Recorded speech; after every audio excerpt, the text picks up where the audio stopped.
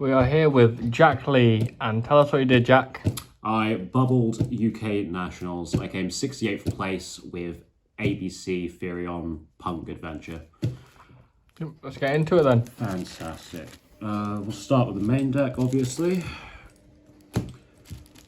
So for ABC pieces, I'm playing 2A, 2B, 2C, the 1 Union Driver, and the 3 Union Hanger.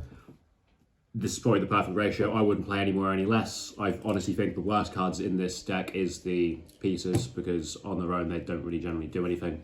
So it makes sense just to play 2 of each. You really only want to see Union Hanger because it gives you the 1 card buster, and you have to play this, even though I opened it in my feature match and it really hurt. To go alongside the ABC pieces, we have 2 Ferion King Regulus and 3 Ferion Disc Colosseum. This is probably the most busted support ABC has got in a very long time. Not only is it a negate you can put up, it's also just Monster Reborn for your ABC pieces. And when you have your ABC pieces in grave, it allows you to special summon them and trigger your Union Hanger without having to commit to your normal summon, which means that a lot of people try and hold their hand traps a lot longer because they know you haven't normal summoned yet. So yeah, comes in clutch. Ferion Field Spell has 3 effects, and nobody actually knows what the other 2 effects do.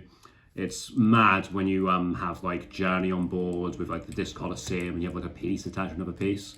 Because this card says that if any monster would be destroyed by battle, you could just send a Ferion to graveyard instead. And if a monster is destroyed by battle, you just get to add 1 back. And when you have that like paired up with like Journey, which is protecting your Union pieces from battle once, and then the pieces themselves, which also protect them from battle once, you can stall out games even with weak hands, which did come up a couple of times. Because we're playing a bunch of field spells, we're also playing 1 Set Rotation, 1 Terraforming, and 1 Mystic Mine.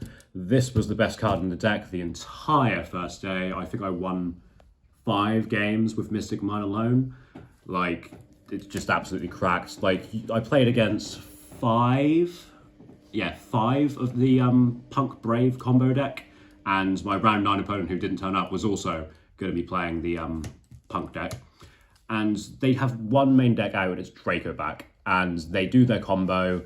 They discard their Draco back because they don't want to discard an actual card when they could discard a free one, and then they just sink off the token. So the Draco back's in graveyard. They have no out, so you just bait a couple in the gates, slap down mine, and you win the game. So definitely have to be playing this. I'd maybe side the other 2. I didn't this weekend, but honestly, it was so good. I want to see it more. Now we have the Adventure Engine, which I have put in backwards. So we have 3 Rite of Armesia, 3 Enchantress, 1 Griffin, 1 Dracoback, 1 Fateful Adventure, all standard. I really like this engine in the deck. Not only does it put up a negate before you can commit to your Union Hanger, but it also means you can use the Fateful Adventure to discard your pieces, so you can use your Ferion again to special summon them without having to use your normal summon when you're triggering your Union Hanger. I also tend to hang on for the summon effect of Fateful Adventure, where you search Dracoback, because it's very nice to have Union Hanger up and Fateful Adventure, and when you summon your Union, you can go Chainlink 1 Union Hanger, Chainlink 2 Fateful Adventure to avoid your Union Hanger from being ogred, because that did happen a couple of times this weekend. And honestly, if they're going to hand trap this with like an ogre or an ash, it's like, who really cares, because you just used a hand trap and I have so much gas going forward. Final engine, which not many people are seeing are playing in ABC, and probably for good reason. We're playing the Punk cards, so I'm playing 3 E-Telly, 2 Zayaman, 1 Foxy Toon, and 1 Deer Note.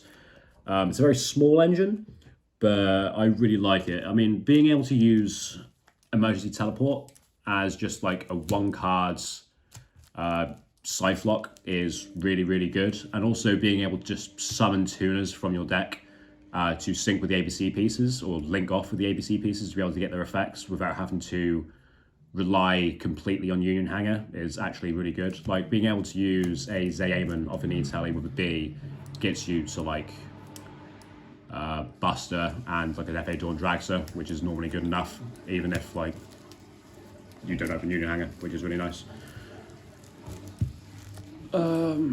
And finally, we have some one-offs. We have a Call By, a Foolish Burial, and a Scythe. Pretty standard. And 3 Ash Blossom. So it's 40 cards. Very packed list. It was really, really difficult to side things out. Like, I was just taking out like one of every part of the engine, including the hand traps, to side like 6 or 7 cards. Go to the extra deck. Standard, playing 2 Buster. For Link 2s, playing Plat Gadget, which you need to play for the 1 card Union Hanger combo. 1 IP, 1 Hulk, and this would be Dagda, but I had to give it back to my friend because I was borrowing it. All pretty standard.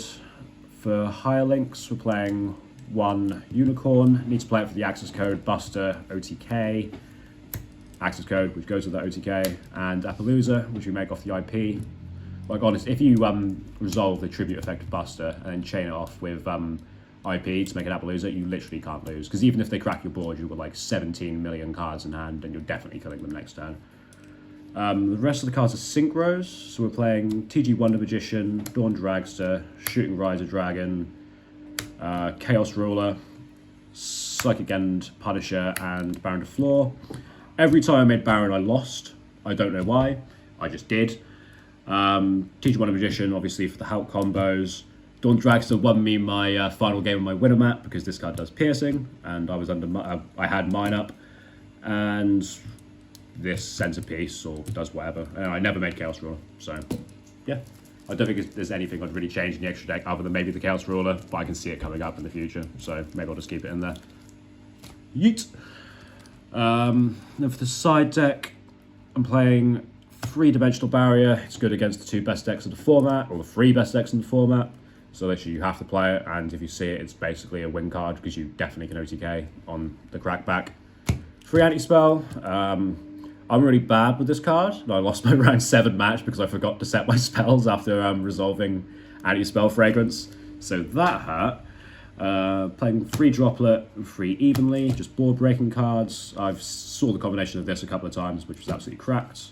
And the final 3 cards, I'm playing 2 Twin Twister and 1 Red Reboot for Monkey Flip deck, like Eldritch. Looking at you, Harry.